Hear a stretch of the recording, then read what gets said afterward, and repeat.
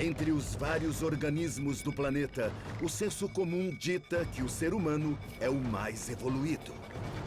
Dotado de pensamento, raciocínio e emoção. Mas as plantas também possuem essas capacidades? Novas evidências chocantes sugerem que sim. E algo ainda mais misterioso, elas podem ter percepção extrasensorial. Ficção científica ou realidade? Hoje, o Crer ou Não Crer tenta descobrir a verdade com um experimento notável que confunde os sentidos. Nossa história começa na Itália, onde Carlo Tignosi gerencia um vinhedo de 10 hectares nas colinas da Toscana. Amante da música, Carlo é conhecido por entreter seus colhedores de uvas com um acordeon.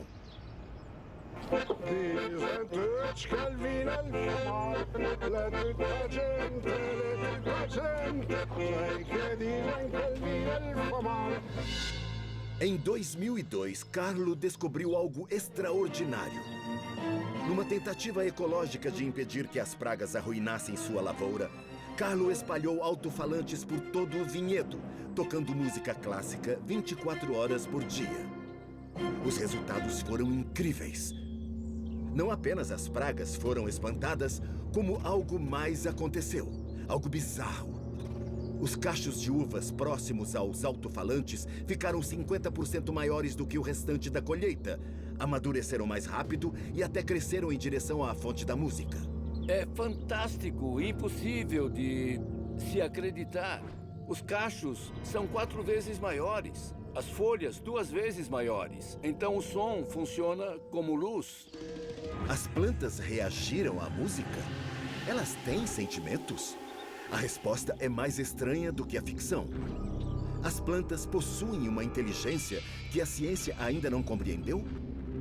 O botânico J. Dib Matur diz que a reação das uvas à música tem uma explicação simples. Basicamente, nós estamos falando de vibrações. As plantas exibem uma percepção primária. Elas podem captar os acontecimentos do ambiente e absorvê-los com impulsos elétricos. No que diz respeito à música clássica, talvez existam certos tons, certos timbres, níveis de vibração a que as plantas são mais receptivas nesse estilo de música. As ondas sonoras são vibrações no ar formadas por frequências diferentes. As plantas sentem as vibrações causadas pela música através das folhas ou do solo.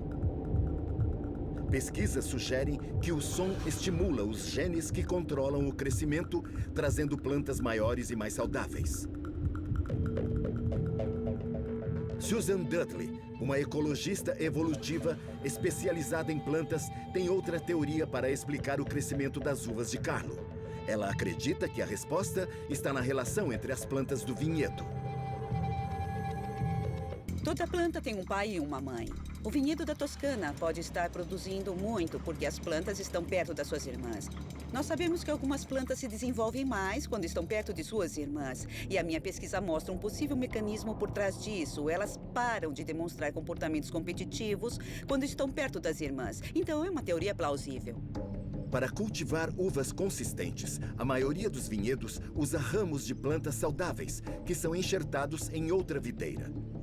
Por isso, com frequência, a maioria das videiras em uma lavoura é de clones geneticamente relacionados. Eu queria ver se as plantas podiam reconhecer quem eram seus parentes e se comportar de outra forma com eles.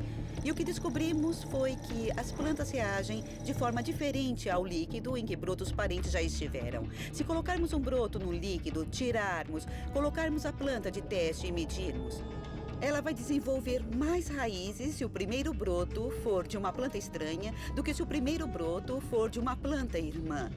E nós tínhamos um grupo de controle que foi tirado e colocado no recipiente. Então parece claro que existe uma coisa solúvel, alguma substância que os brotos liberam no líquido e que reage com as plantas, mas ainda não sabemos o que. As plantas competem por recursos limitados como a luz do sol, nutrientes e água. A pesquisa de Susan mostra que quando certas plantas crescem ao lado de suas parentes, elas trabalham em conjunto para a sobrevivência mútua e, portanto, têm mais chances de uma vida saudável. Nos vinhedos, os agricultores costumam plantar uvas do mesmo tipo. Eles não usam muitas variedades, então, em vez de estimular o crescimento através da competição, talvez elas cresçam melhor porque estão compartilhando os recursos. As teorias de Susan resolvem o mistério do vinhedo italiano? Se a resposta envolve laços familiares ou frequências sonoras, por que apenas algumas videiras cresceriam em direção aos alto-falantes? Seria a resposta algo ainda mais estranho do que até os escritores de ficção científica ousariam imaginar? Será que, como muitos pesquisadores acreditam, as vinhas e outras plantas poderiam possuir consciência, capazes de fazer escolhas voluntárias? Eu acredito que as plantas podem sentir. Se elas podem ler, os nossos pensamentos e os pensamentos de outros animais ao seu redor ainda têm que ser provado. Então eu não chegaria a dizer que elas têm percepção extrasensorial e tudo mais. No entanto, eu posso dizer com certeza que elas podem ser muito facilmente influenciadas por mudanças em seu ambiente e talvez isso reflita, de certa forma, um processo cognitivo. Por isso, então, nós não podemos afirmar com certeza a respeito disso. O botânico J. Deep Matur e seu assistente Zack vão testar sua teoria. Ligando uma planta a um polígrafo de última geração, um detector de mentiras, sensores vão monitorar mudanças sutis na atividade elétrica da planta, revelando como ela responde a vários estímulos. Um pico perceptível na leitura pode sugerir que a planta reage a pensamentos humanos. Eu realmente estou muito curioso com o resultado desse experimento específico, porque ele pode se tornar uma porta de entrada para que a minha própria pesquisa seja aceita. Afinal, se tivermos uma resposta positiva, eu gostaria de investigá-la de uma forma mais científica, na verdade. J. Deep e Zack começam testando o que muitos jardineiros acreditam ser um fato. As plantas reagem bem ao toque humano. Estou esfregando levemente as folhas e o caule da planta. Não, desculpa, Zack. Não há reação. Em seguida, eles tentam o que poucos cientistas já tentaram. Pensamentos ameaçadores. Usando linguagem corporal e pensamentos ameaçadores, eles tentam descobrir se as plantas têm percepção extrasensorial. Nenhuma resposta até agora. Nenhuma resposta. Eu fiz o que eu podia. Não tivemos nenhuma reação ainda? Sem nenhum resultado tangível, J. Deep e Zack decidem aumentar a intensidade para seu próximo experimento, ameaçando a planta com violência física. Peraí. Assim que você fez menção de cortá-la, houve um pico enorme. E isso é interessante, porque o nível estava baixo. E aí tivemos um pico, baixou e subiu de novo. E entrou em descanso em um outro nível. Então o pico veio antes da sua ação.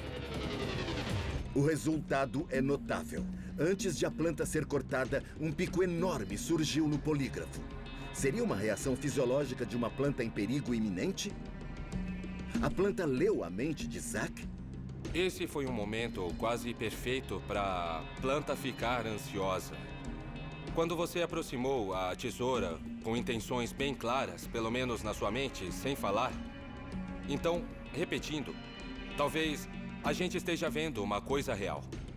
Cientificamente falando, isso só contaria com o resultado se pudéssemos repeti-lo várias vezes. Mas a verdade é que foi uma grande surpresa para mim, porque eu não estava esperando nada parecido com isso. Nós já tínhamos tentado com uma outra planta, analisado outra e criado situações diferentes, mas não conseguimos nenhuma resposta.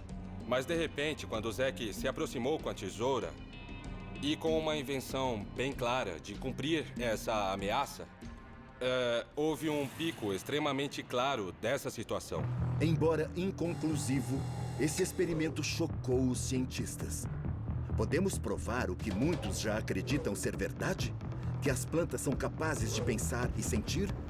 É algo que pode mudar a forma como toda a humanidade interage com esta misteriosa forma de vida. Crer ou não crer?